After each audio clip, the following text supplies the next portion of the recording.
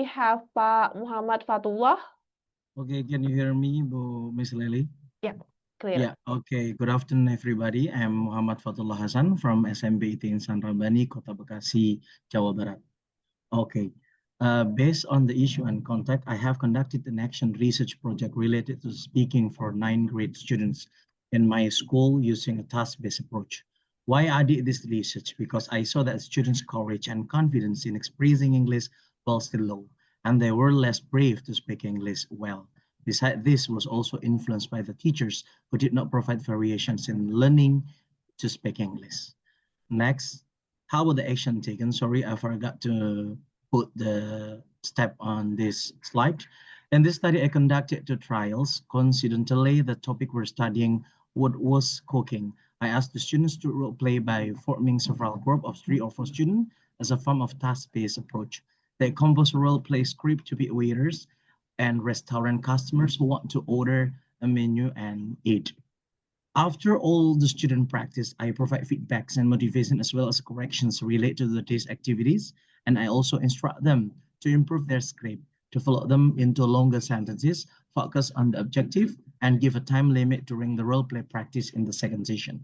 In addition, I also asked them to write learning reflections on the Padlet link, and it was extraordinary. The learning experience of role playing as a waiter and customer was very impressive.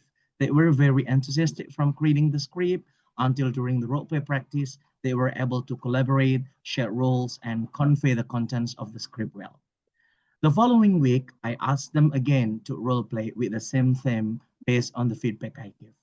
Based on the feedback and outcome, amazingly, they were able to practice role-playing much better and more naturally without a script. Not using the old script, but even changing all the role-playing scenarios with longer sentences and longer interaction time, as well as expression and intonation according to their respective roles. Then, after I asked them to write a reflection on the Padlet link for follow-up and subsequent learning. They were very happy, and some said that activity is difficult but fun. It is worth learning it. And the reflection, I found there is a weakness and also the strength. Based on the weakness, I found that from this activity that many students tend to use Google Translate to help them translate, want to read and memorize. So their speaking style is very obsessed like memorizing. And also the strength is that collaboration is great.